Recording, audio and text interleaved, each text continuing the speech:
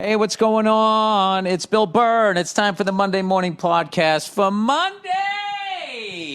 Get after it. It's Monday. This could be the next Shut Up, Bill. All right. It's Monday, October 19th, 2020. What are you going to do with this week that the Lord gaveth you? What you gonna do? What you gonna do with this fucking week? I'll tell you what I'm gonna do. I'm not gonna watch the news. I'm not going to be on social media. It puts you in the best fucking mood. You know what I mean? You know what social media is? It's like that fucking... It's like having a cunty neighbor. And every time you're feeling good about yourself, you like what you're doing, all you got to do is go on social media and you'll feel fucking horrible about yourself. So, yeah. But if you don't pay attention to the news, man, and you don't know what's going on, man... You don't bring up politics with anybody like I did the other day. Oh, Jesus. This is an hour and a half of my life. Neither one of us will ever get back, and we're still voting for the same person we were going to vote for in the beginning. It was stupid.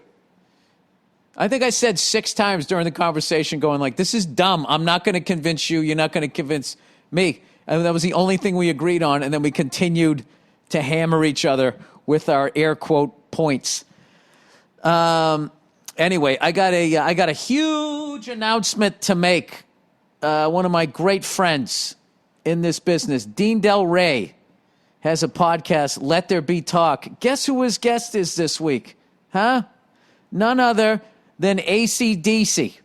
Brian Johnson and Angus Young are going on Dean Del Rey's podcast because they saw they saw when he was doing his tribute to Bon Scott in the unbelievable show, sorry, my phone's on, in the unbelievable show that Dean put together and how hard all those musicians, went that night, that they were like, who the hell's this guy? Let's go on his podcast. It's the coolest thing ever. Dean is absolutely over the moon that he got them. Brian Johnson and Angus Young are on Dean Del Rey's Let There Be Talk episode that comes out today. Go listen to that. All right? Okay, now, for those of you who aren't into AC/DC and are still listening to this podcast, how are you? How's it going? How are you? How's it going? I watched a little bit of football today, and then I had to do some dad stuff, which is always fun. So I watched the Patriots versus Denver. Drew Champ came back, led his team. Philip Lindsay fucking killed us, the running back, and...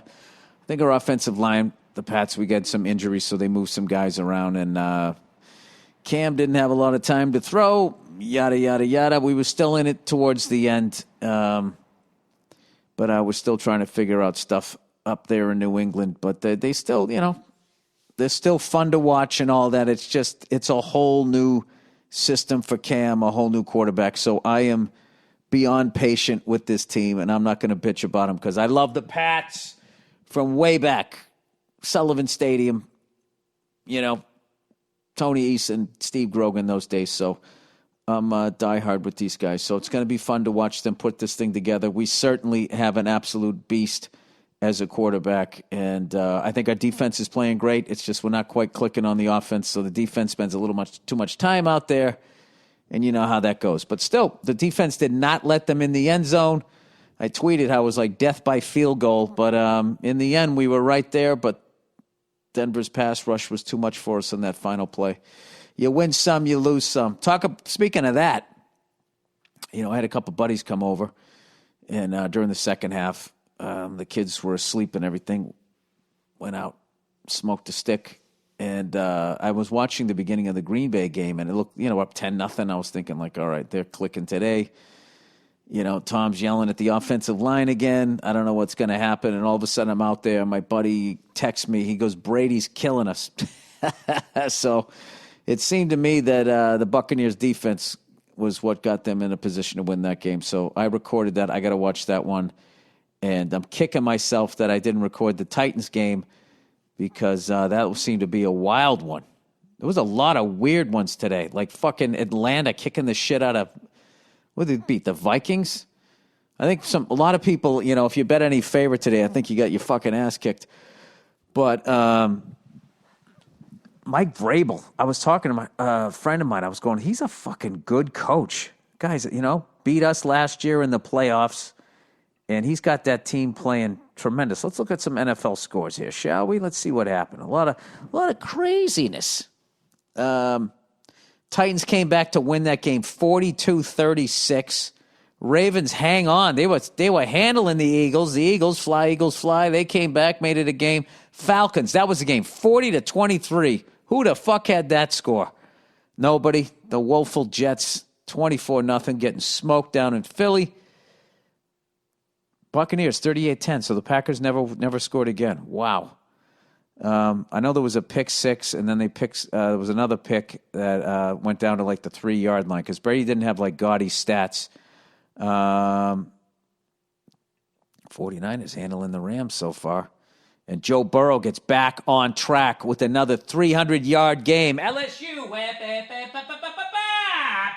Loving it. They came back and won today, right? No, they lost. Fuck, the Colts came back. Holy shit. Crazy games today.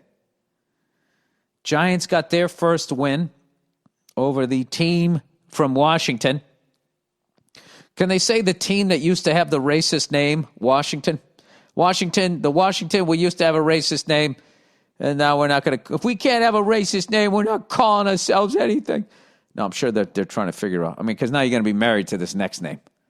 You know what I mean? And I know they're already thinking like, well, the Washington Bullets sounded cool. Now they're the Wizards. So I think Washington Redskins, formerly the Redskins, are doing the smart thing by taking their time. It's hard to come up with a good name this late in the game. All the ferocious animal names are taken. A lot of the weather is gone, right? You got thunder, you got lightning. What are you going to have, like sun shower? The Washington sun showers can't do that. Bears, Lions, Tigers, all these names are taken, right? You could be the football Tigers. There's no Tigers in D.C., right? There's no Lions in Detroit. None of it makes sense. But you know what? There's a bunch of Packers up there in Green Bay. Chiefs, Bills tomorrow. Now, where is my question? Here is my question, because I know the Browns got the shit kicked out of them today, 38-7. So my question, considering that the Buffalo Bills took their first loss last week, my question is, did the Cleveland Browns and the Buffalo Bills get exposed? That maybe they weren't quite there where everybody thought, or is it a typical football season and you're going to lose a game? Well, the Bills got the Chiefs tomorrow, so I'm going to be watching that. I did watch the Bills game last week where they lost, and I finally got to watch Josh Allen like a whole game. That guy's a fucking man, dude.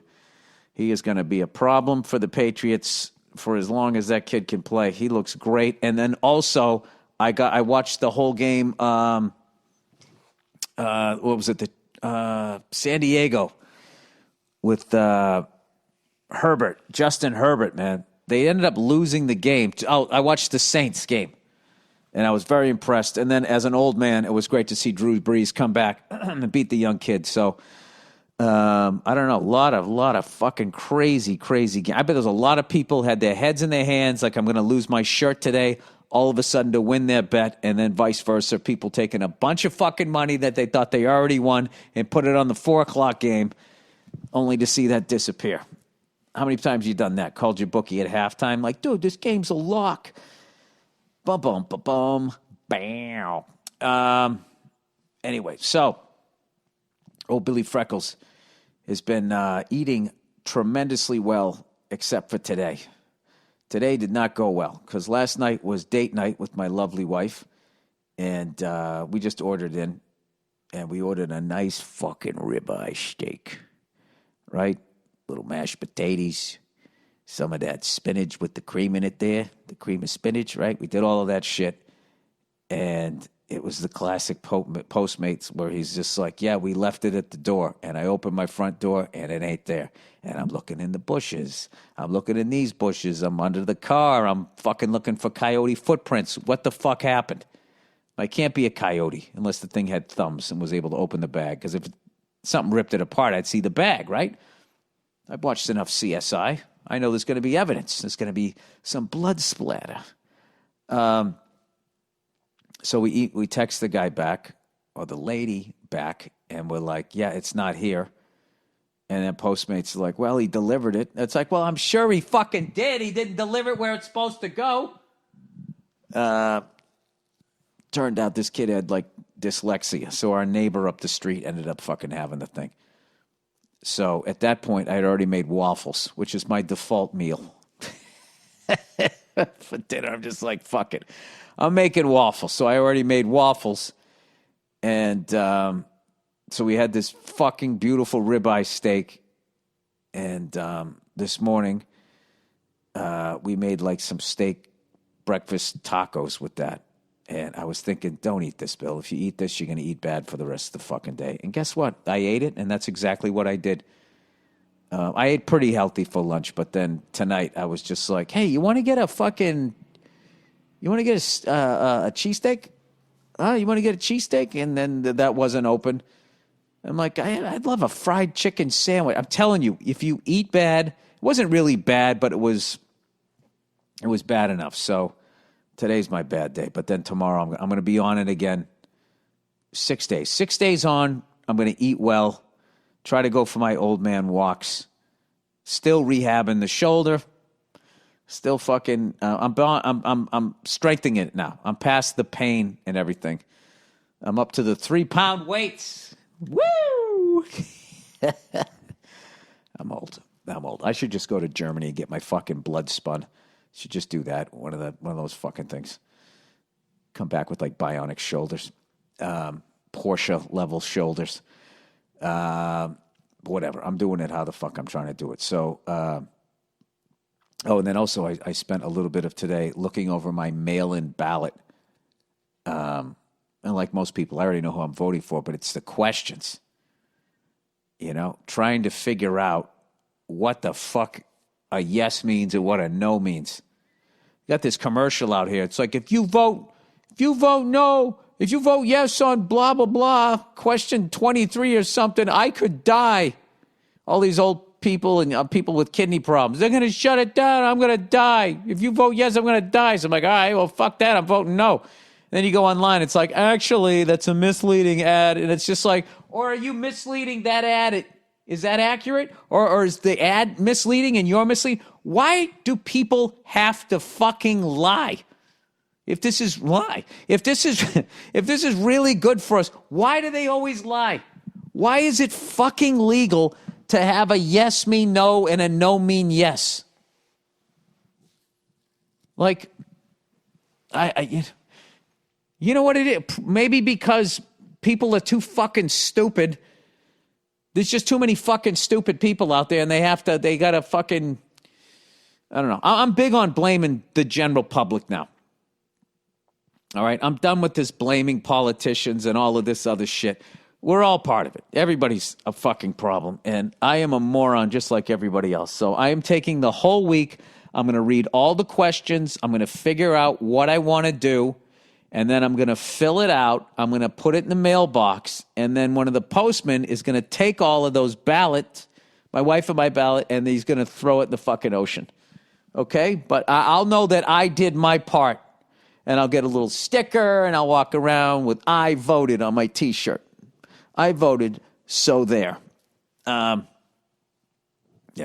mean, I guess there's this, like the library has like this yellow box. That's like the thing you're supposed to stick the thing in, and you have the best chance that they don't throw it out. Not like with the other ones, they don't throw them out, right? There's always there's that famous story, right, of when John Kennedy ran, how the Chicago mob was throwing fucking votes out in the alley. My whole time growing up, I always heard that story, and I always just pictured these wise guys with their shiny suits just throwing this bucket of paper into the alley.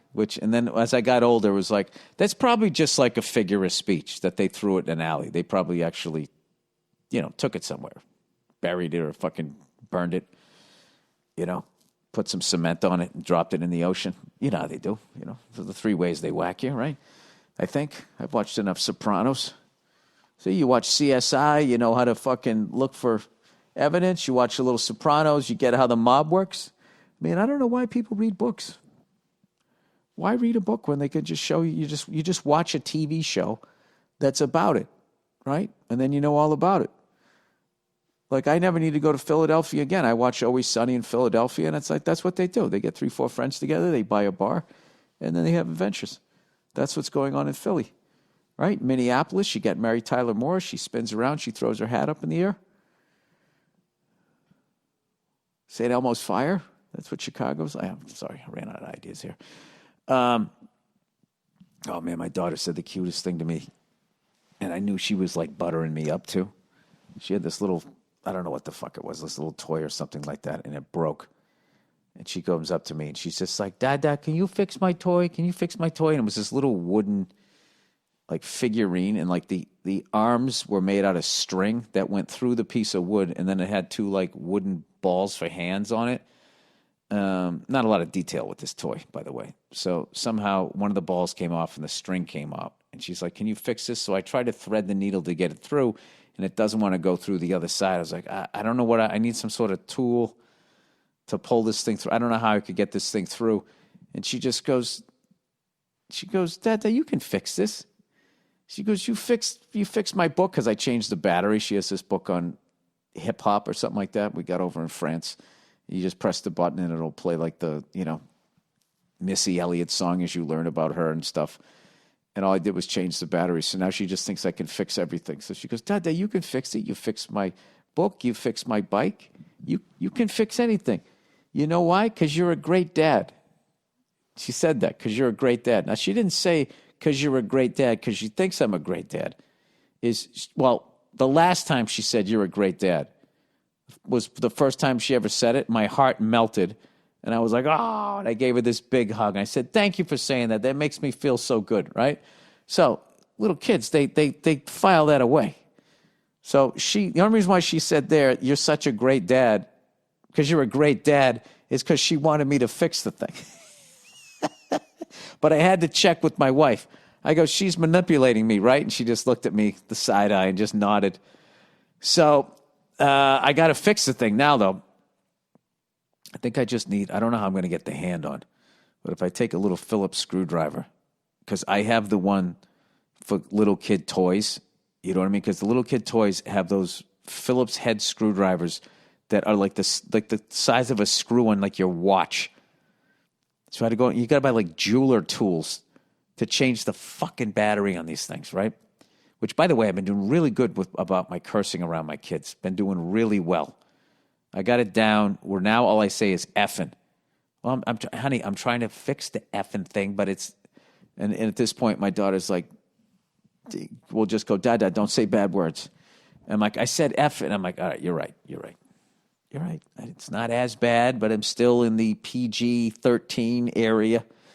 So they've been kind of staying on me for that stuff. But anyway, so the glow of doing SNL is still with me, but I need to replace the material that I used on the show. And speaking of which, I watched SNL last night. Issa Rae, who killed it, and I got to tell you, if you missed it last night, try to find on the Weekend Update.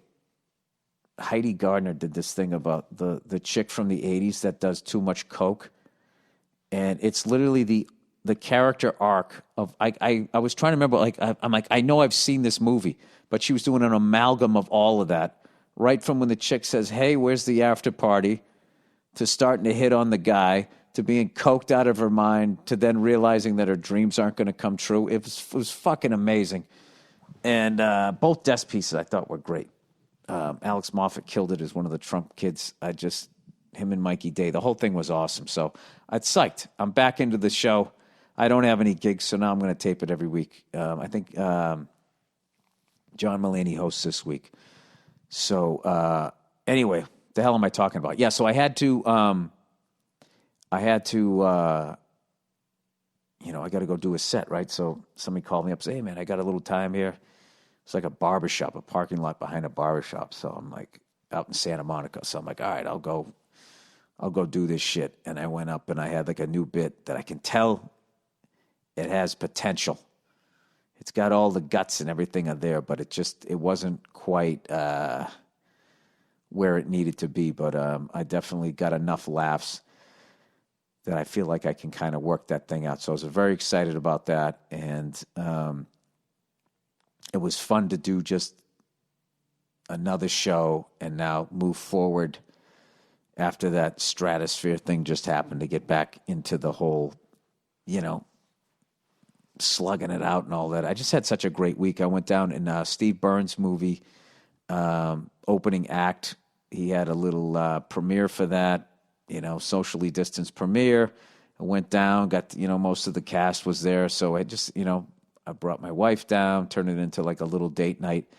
The whole thing was awesome. But I will tell you, though, definitely now with the two kids, I'm ready for bed at 8:30 at night.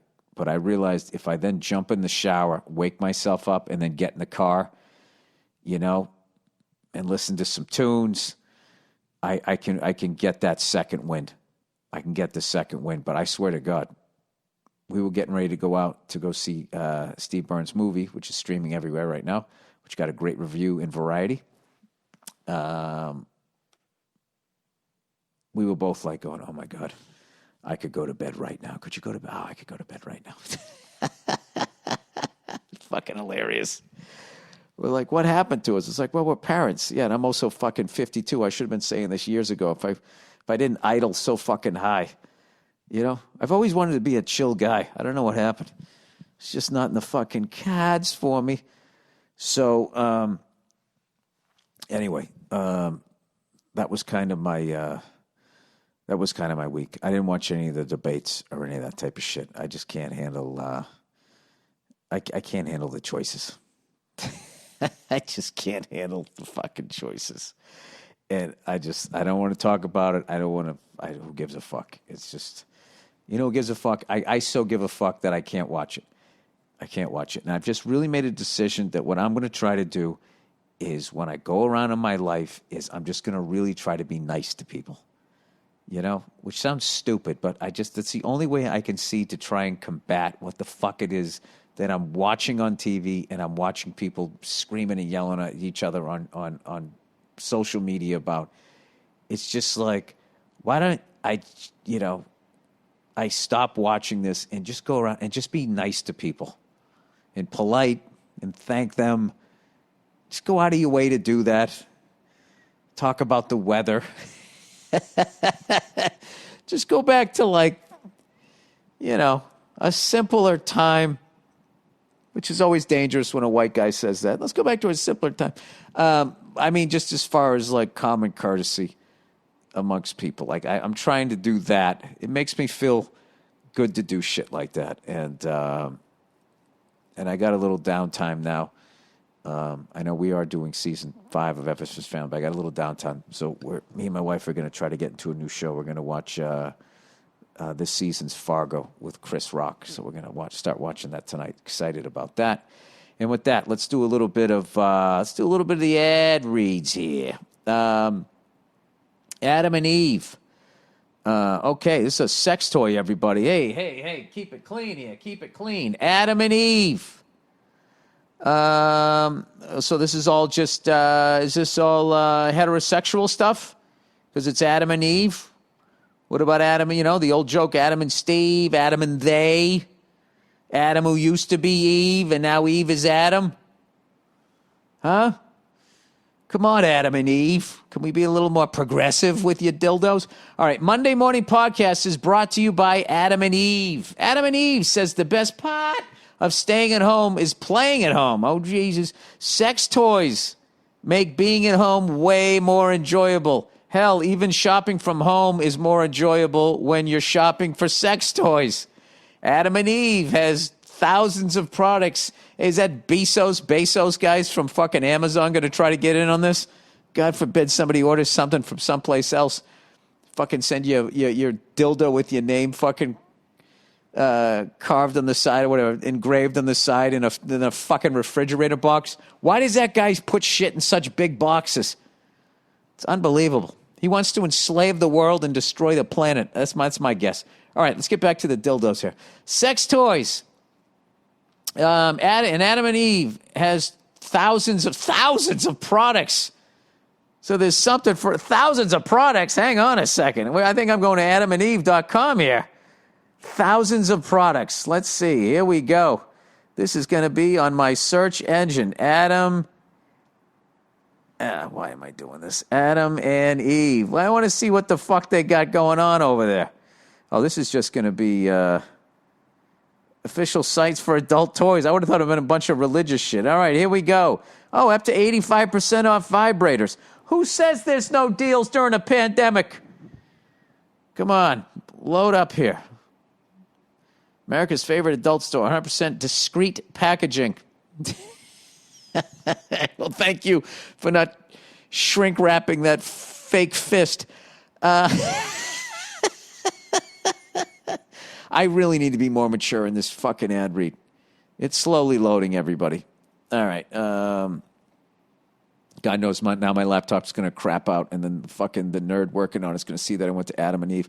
All right. And Adam I'm waiting for it to load. It has thousands of products, so there's something for everyone. Free stuff is awesome, but free stuff to spice up your bedroom is even better.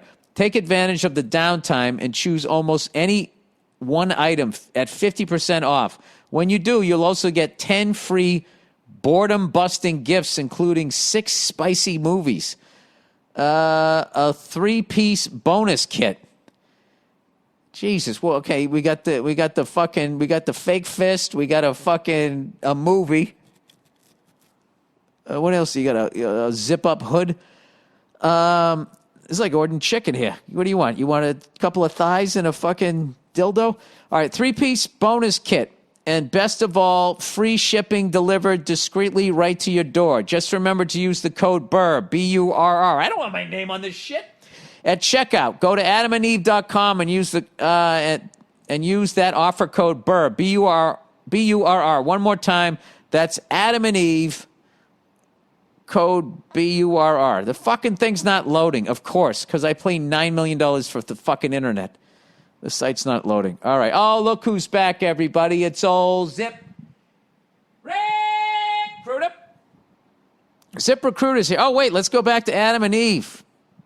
Enter email address. Go fuck yourself. All right. Submit. All right. Here's my fake email. And we go AOL.com, so you know it's not real. Submit. Can I go on your site? Submit. It's a weird word to use on a sex site, huh? Oh yeah, dude. This is like, yeah. This is what you would think it would be. All right, we'll get back to that. It's loading. It's loading, everybody. Look who it is, everybody. I gotta do the new intro here because I don't think ZipRecruiter wants that fucking flavor with their read. Oh, look who it is, everybody. It's old Zip Recruiter. You know, businesses have tried to be flexible this year, from working remotely to pivoting their business models for long-term survival and growth. Share some of your own examples or following. Well, I used to do my podcast all by myself before the pandemic, and now I continue to do it all by myself. Well, I still have guests, everyone. If I have a guest, they're sitting across the fucking room. All right, share some of your, that was my example. Restaurants are moving their dining outdoors and adding takeout and catering. Some consumer packaged products companies have shifted to focus more on surface cleaners or personal hygiene products. Major retailers are now selling face masks. If you're in charge of hiring for your business, these pivots have made your job even more challenging, especially if you have to hire for a brand new role. Thankfully, there's one place you can always count on to make hiring faster and easier. Old zip.com/Burr. When you post a job on ZipRecruiter, it gets sent to over 100 of the top job boards with one click. ZipRecruiter. Powerful technology finds people with the right skills and experience for your job and actively invites them to apply. It's no wonder 4 out of 5 employees who post on Zip Get a quality candidate within the first day. See for yourself right now. You can try ZipRecruiter for free at ZipRecruiter.com/Burr. That's ZipRecruiter.com/Burr. Spell it out. ZipRecruiter.com/Burr. BURR. Let Zip take hiring off your plate so you can focus on growing your business. All right. Oh, look who it is. ButcherBox, everybody. Your friend during a pandemic when there was lines like we were in fucking Russia back in the day at the grocery store. Look at this shit. ButcherBox. When it comes to meat, quality matters, but there's more to it than texture and taste. Nothing is more important than eating quality food. It can be hard to navigate complicated labels at the grocery store, trying to figure out if they're truly organic, because they can say that they are when they're not, because all politicians take that blood money. But luckily, today's sponsor, ButcherBox, believes everyone deserves high-quality, humanely sourced meat. Never be with, let's hear Joe Biden or Donald Trump talk about that. I think ButcherBox is right out in front where they need to be. Never be without something to cook for dinner because there's always meat in the freezer. My favorite cut of meat is their heritage breed pork. I love that pork chop. Every month, ButcherBox ships a curated selection of high-quality meat right to my home. All meat is free of antibiotics and added hormones. Their hamburger meat's delicious, too. Each box has 9 to 11 pounds of meat, enough for 24 individual meals. Unless you're eating like an animal like me today, maybe it cuts in half. Options like 100% grass-fed and finished beef, free-range organic chicken, my favorite, the heritage breed pork, wild-caught Alaskan salmon. You don't know what they're going to do. And sugar nitrate-free bacon, packed fresh and shipped frozen and vacuum sealed so it stays that way. You can customize your box or go with one of theirs. Either way, you're going to get exactly what you want. It's the way meat should be. ButcherBox is the most affordable and convenient way to get healthy, humanely raised meat. With ButcherBox, you get the high-quality meat, the highest quality meat around for just $6 a meal. And they even have free shipping nationwide, except Alaska and Hawaii. I mean, Alaska, you can shoot your own fucking meat. In Hawaii, you know, what are they supposed to do? You're out there, middle of the ocean. Right now, ButcherBox is offering new members 2 lobster tails and 2 filet mignons for free. Mignon. For free in their first box. That's 2 lobster tails and 2 filet mignons for free in your first box. Just go to butcherbox.com. That's butcherbox.com/Burr. Sorry, butcherbox.com/Burr. By the way, whenever they serve a lobster tail, I always think, what'd they do with the rest of the lobster? You know, they make a lobster roll out of that? They use it for other things? They throw it out? I mean, the fucking thing's dead. You boiled it alive. Can you at least eat the whole thing? Am I crazy? Am I thinking too much about a crustacean? I love when they do that shit. They think like they know what they're thinking. Oh, the lobster can't feel it. It doesn't know what's happening. It's like, oh, it also can't express in a human way what it's feeling. People say that about dogs. I saw this fucking cute little dog video today going, this one golden retriever is looking at another golden retriever and could tell the thing was having a bad dream. So it was laying down next to it and just sort of licked its nose. It's like, aren't you sort of projecting? You don't know what the fuck the dogs think. You don't even, what is the dog dreaming about? You know? It's over there grinding its teeth. It needs a night guard. Do you abuse the dog? The fuck is a dog worrying about? It's fucking stupid. People. All right, my bookie. Hey, my bookie, how the fuck you doing? Between the NFL, college ball, and the Major League Baseball playoffs, there's no shortage of sports to watch or to put your money on. And with the way the last presidential debate went, it won't be long before my bookie has odds on Donald Trump to join the WWE. Whether you tuned in or not, I hope you guys cashed in on some of those debate prop bets that went up because there were several that could have been considered free money. Trump to mention Russia, that was a lock. Can you really bet on this shit? What a great way to make a presidential debate watchable during these new normal times. And that's the best part about betting at MyBookie. They offer great value in their odds and lines. Whether you're betting on the NFL action or their crazy prop bets, there's always a little something for everyone and always, always cash to be won. I've been playing in the MyBookie. I don't even want to talk about it. I've been getting my fucking ass kicked, especially after today. I've been getting my ass kicked in the MyBookie Super Contest this season. I hope you guys are winning because it's only $10 to enter for the chance to win a share of $100,000. $10 to win $100,000. I mean, you're increasing your money by 10,000. Oh my God, did I do that right? By 10,000%? In cash prizes for a $10 investment. I don't think you can beat that. $10, turn that into $100,000. Sign me up twice, right? Can I do that? Probably not. Another good investment to make would be to fade the Atlanta Falcons for the rest of the year if they blow another lead late. Well, that didn't happen today, did it? Whatever you do, if you're going to bet this season, bet MyBookie. How the fuck you doing? And use my promo code Burr, B-U-R-R, to grab yourself a deposit match when you join, because who doesn't like free money on top of their deposit? That's promo code Burr, B-U-R-R, to claim your bonus at mybookie.com. Let's get to some of the questions. Overseas point of view. Dear Billy, do Americans know how crazy they are when it comes to believing their own government's propaganda? Yeah, well, maybe someday we can be like you and not believe your government's propaganda. Go fuck yourself. I know we're in a crazy time over here. Everybody realizes that. All right? And what you're doing is you're going on and you're watching videos of the dumbest mouth-breathing fucking Americans, and you think they're all like that. They're not, okay? We know we're living in a fishbowl over here. What country are you from? All right. You speak about your news stations that have members of your own government's intelligence agencies telling people things with no facts or documents almost every day. My country has experienced a CIA-backed coup in the last 20 years. Oh, sorry about that. Maybe I shouldn't have gone in this hard with this person. This isn't anything new to your country's foreign policy. No, it isn't. It's humorous watching the U.S. trick their own people with the same tactics they use to create militant uprisings. Okay, touche. These strategies are as old as time, and a poor understanding of history is the blame. No, it isn't. It isn't. It's the fact that everybody is watching TV, and that's what's being spewed at them. And if in your country, if they were doing that to you, which I'm sure they are, you guys are in a bubble.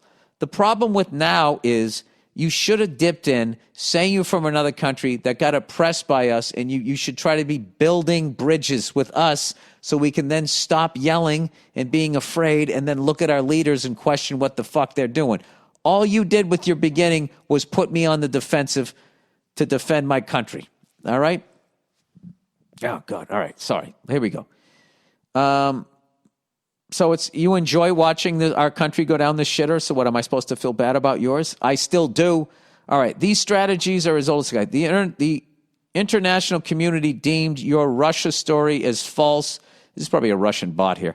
As well as the U.S. domestic courts. If you don't believe me, please read any international journalist who has no ties to any intelligent agency. Well, if you can find me that person, I will read it.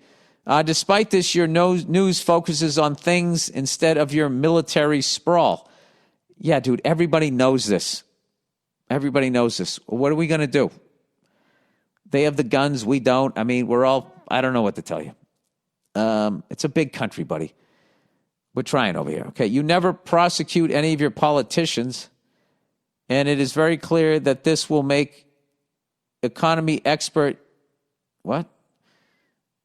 Wait. It will make it easier for you to continue to be weakened from the inside. Absolutely, I agree.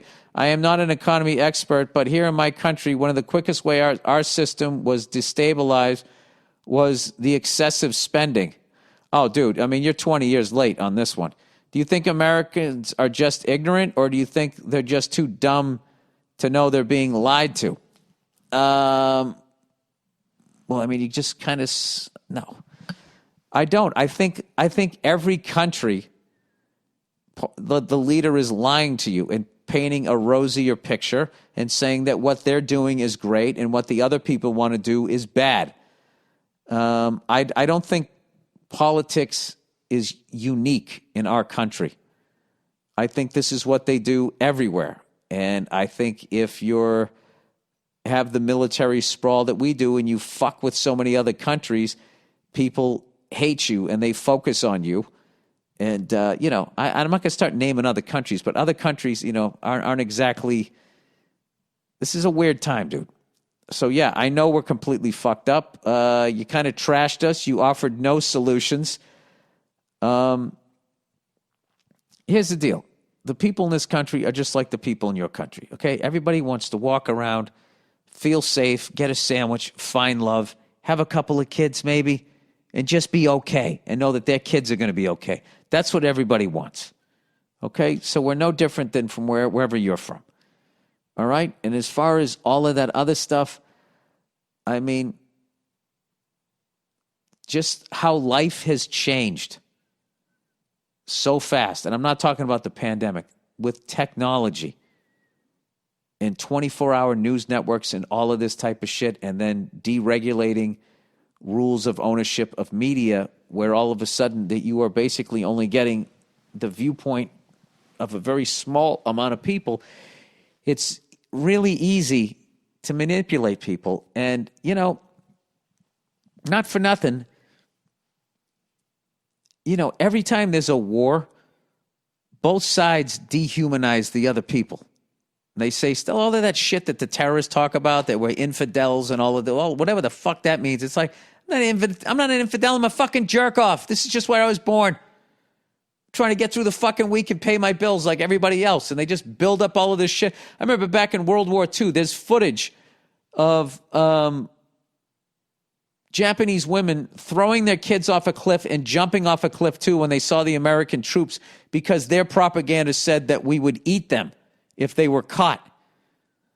And we said all kinds of fucking crazy racist shit about people that we're going to go bomb and blow up. Because if they didn't, I guess people would be like, why are you dropping explosives on fellow human beings? Like, I'll be honest with you, I cannot believe in 2020 that war is still legal.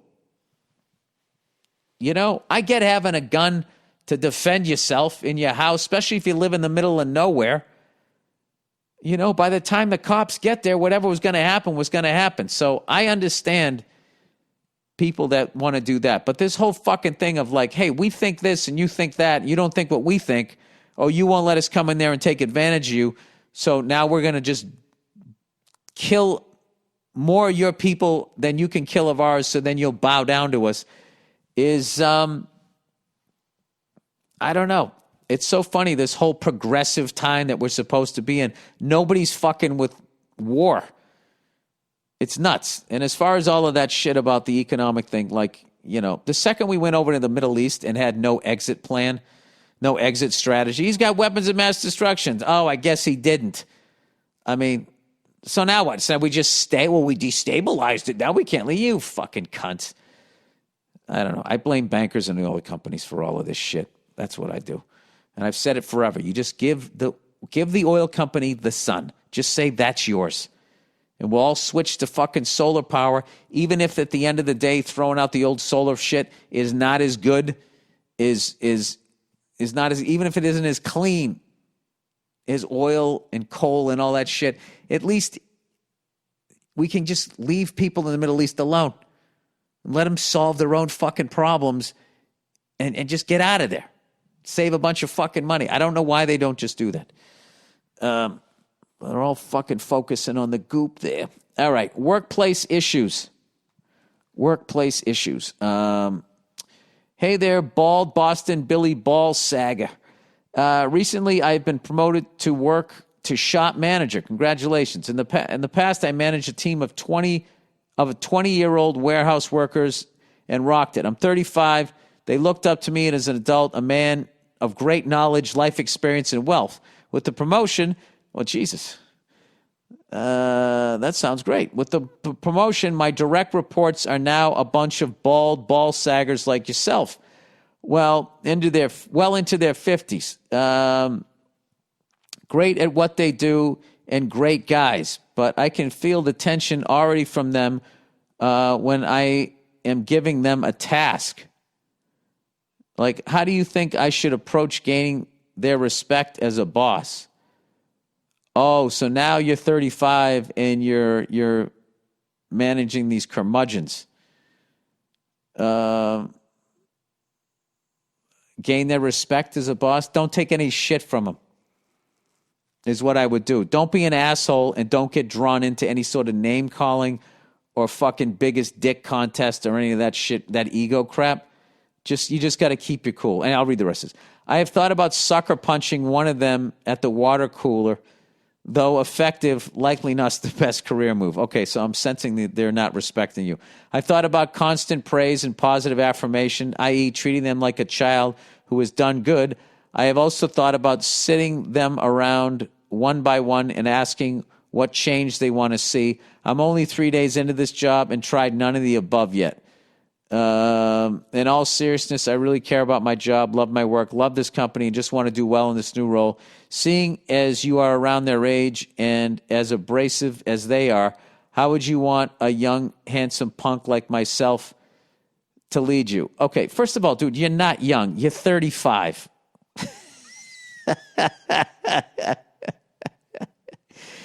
I guess what we would consider you young. I mean, I would consider you young. Maybe you're saying it that way.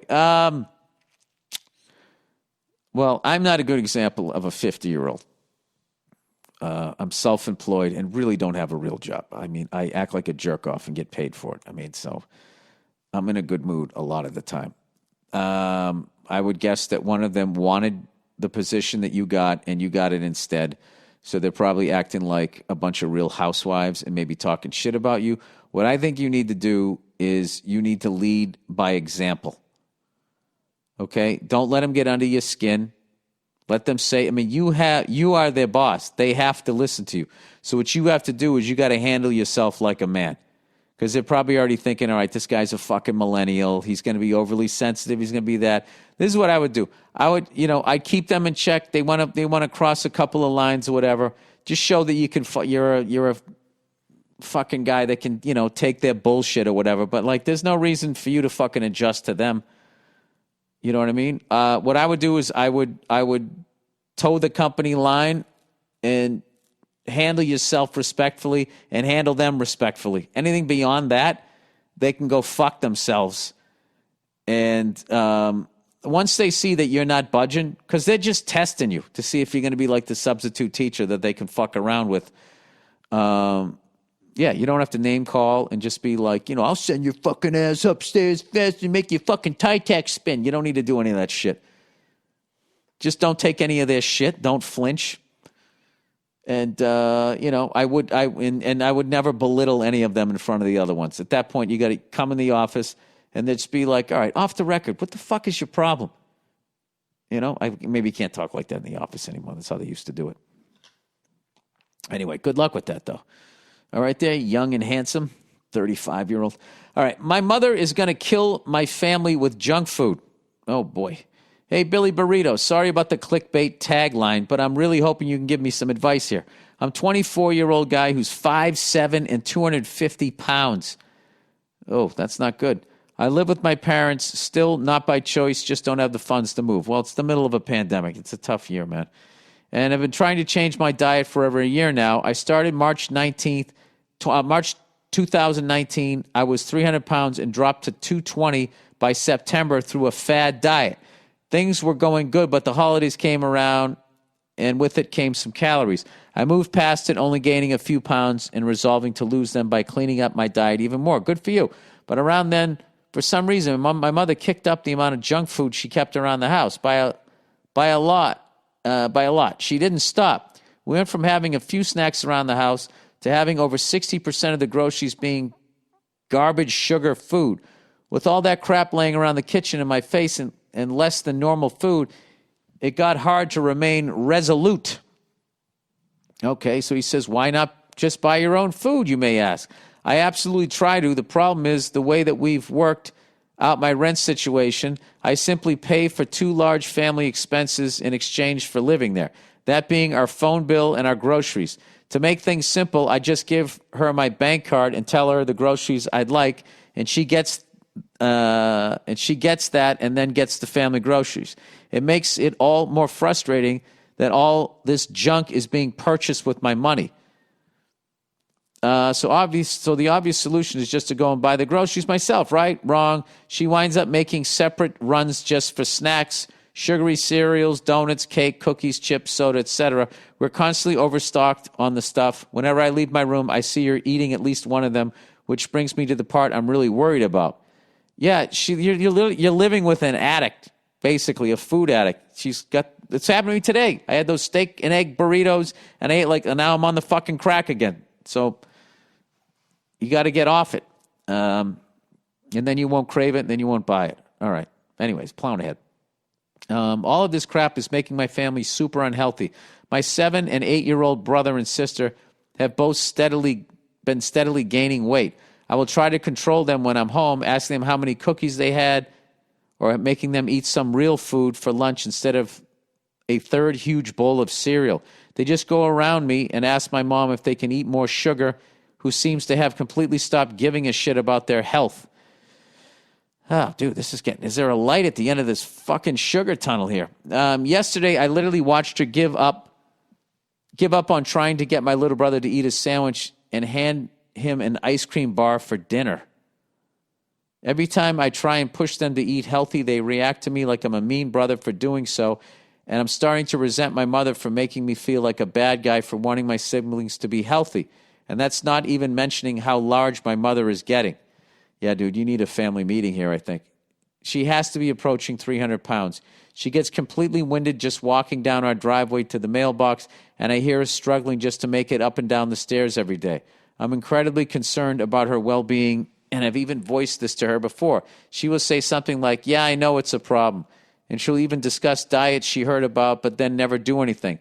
I've asked her to get a gym membership with me, and she talks about it like it's some kind of fantasy, like, oh, yeah, we should do that. I read about an exercise program. Or, so-and-so told me about one gym I was really thinking about checking out. But it's all non-committal bullshit she says in the moment and never follows up on. Sorry for the long email. I hope you read it. I could really use the advice. Love your SNL appearance. Thank you. You absolutely killed it. And I'm looking forward to the next time you're at Hilarities in Cleveland. Thanks, and go fuck yourself. Yeah, you got to sit down and have a heart-to-heart and just say, Mom, I'm worried you're going to die. We can't do this. We have to do better. I'm not saying get rid of all the ice cream and chips. We just have to tone it down. And then maybe just go out and join a gym and get her a membership too. And just go, just walk on the treadmill with me. Just do something to get her going. But that's a tough thing, and this has been a really stressful year. And I think there's, I was talking to a buddy of mine, and basically everybody in this pandemic has gone one way or the other. They either got into really good shape or they just gained 20, 30 pounds. So, yeah, man, that's really hard. And it's literally like if you're living with somebody who doesn't want to get sober, like somebody who doesn't want to fucking buy good food. First things first is you got to look out for yourself. And you gotta just stop eating that shit that's laying around, because you don't want it. You don't want to eat it. You don't want the result of it. And you have to mentally get past the craving, and think about what you're doing to your body. And also know that all you have to do is just sit down and eat a garden salad, and it just levels it. I feel like it brings that sugar salt fucking bouncing back and forth. It levels you out, and it makes your brain sane again as far as the next thing it says that it wants to eat. And yeah, but that's hard with the young kids there too. Yeah, I would sit down and talk to her about it, and I would just say, listen, I'm not eating this stuff anymore. All right? I'm not eating it anymore. And, you're fat, the kids are getting fat, my siblings are getting fat or whatever. You kind of got to, in a nice way, if it was usually your dad, it'd be easy. Like, Dad, you're getting tits. What are we doing here? Women, you gotta make sure. You got to do the mini series. You got to make it nice, little opening music. I don't know how, but I would go that route. Good luck with that. But don't, you work so hard to lose that weight, man. Don't get drawn into somebody else's fucking food heroin binge here. All right. Well, good luck with that. Okay. Marrying my step-sister. All right. Dearest Billy Bitch Tits. Hey. My girlfriend and I have been together for close to 5 years. We have what some would call a picture-perfect relationship. She's cool as fuck, smart, funny, and the most gorgeous woman I've ever known. That's great. We rarely argue and have an incredible sex life. Uh-oh, what's going to happen here? Why would you write in if it was so perfect? And it's been the equivalent of dating my best friend. Oh, wait a second. I forgot the title of this. I bought a ring this summer, and I'm preparing to pop the question and spend the rest of my life with her. All that shit just got turned on its fucking head. We hosted Thanksgiving for our families at our house in 2019. I lost my dad when I was a teenager, and she lost her mom when she was a child. Our parents had never met each other before this Thanksgiving dinner. The holiday went really well. Everyone got along, and I thought that was the end of it. Oh, no. Fast forward to last week, our parents called us up and wanted to take us out for dinner. Oh, no. We met them at the restaurant, and they revealed that, unbeknownst to us, they'd been seeing each other without our knowledge since Thanksgiving dinner and presented us with rings and a marriage license. They took a trip to Vegas the week before, and our parents got fucking married. All in capital letters.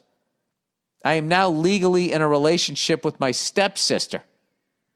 I could have killed both of our parents right then and there at the table in my local, I'm not going to say the name of the place, the audacity. What the fuck do I do? I'm now effectively dating my living stepsister. My feelings for her haven't changed, but how can I marry my stepsister? I think, come on, dude, you were already banging her before they got together, right? Should I break up with the woman of my dreams because my mom turned out to be a huge slut and her dad had zero problems banging his daughter's boyfriend's mom? All right, dude, you're in a very high emotional state here. I need some advice on what to do from a fellow freckled fuck to help guide me through this Jerry Springer-esque situation. I have found myself smack in the middle of. Huge fan, SNL Mogul was the tits. Monologue was the tits, and as always, go fuck yourself. Fuck that. For all you know, they're going to get divorced. Marry who you're supposed to marry. They did steal your thunder. I mean, now I guess you got to elope. You can't have your... And who's presenting the rings? My mom and her dad. Also my stepdad and her stepmom. Crazy. You need like disclaimers. Stay with her, man. Stay with her. Wow. They really fucking... It's like they came in and stole your idea, though. I can see how you're so upset. That is fucking weird. And like selfish. That they just went ahead and did that. Like, do they think your relationship with that woman is a joke? I really understand why you're upset. I wasn't thinking for a second. I was just thinking the logistics, how it's embarrassing. But like, there's a ridiculous selfishness to this. But sometimes in love, you have to be selfish. I don't know, dude. I don't know. Well, at least, where's the silver lining in this? At least you'll have one less in-law. One of your in-laws you'll be related to. I don't know. I think you just rebooted the Brady Bunch is what you did. Greg marries Marcia. Oh, my nose. Facial. Sorry. All right, employee questions. Apple Store. All right, this is what I asked people who work with the public. I wanted the top 5 dumb questions that people have been asking you, and these have been great so far. Okay, here we go. All right, hey, Mr. Burr, straight to the point. I worked at an Apple Store from 2011 to 2018. You did your time. Signed up for a second hitch, didn't you? Since I know you love going there, here is the flip side. I got to stop blaming that store for my own ignorance on technology. Here is the flip side of what we as employees have to suffer through with some of these mouth breathers. These are all going to be me. I've probably done all these. Top 5 dumb questions at the Apple Store. I feel like Paul Schaefer should be playing a little music right now. All right, number 5. Question, which Nike shoes do you sell here? Answer, we don't sell shoes here. There's an accessory that would go into your shoe as part of the Nike Run Club, but people legit thought we sold Nikes for a time. I didn't know that. Is it Nike or Nike? I never knew. All right, number 4, question. Do I get a discount if I buy multiple iPhones, Macs, iPads? Answer, no, but I can sell you multiple devices at full price. Yeah, you got to be a business, I think, to do that. Even then, you probably couldn't do it. Number 3, why won't my phone ring? Hands me the phone. I flip the mute switch to off on the side or turn off do not disturb and hand it back. Ugh. Number 2, I'm seeing a lot of me in these. Number 2, question. What's my Apple, Wi-Fi, Twitter, Facegram, Instagram, email, etc., password? Answer, why would I, a stranger, know that? I haven't even been dumb enough to ask that. Number 1, drum roll, Anton Fig. Where are the Microsoft Surfaces?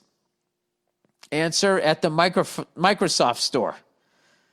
I like that you fucking give these people shit. I like it. You can't get mad that it says genius on your shirt, you know? I was going to get upset, but, I don't mind taking shit from a genius.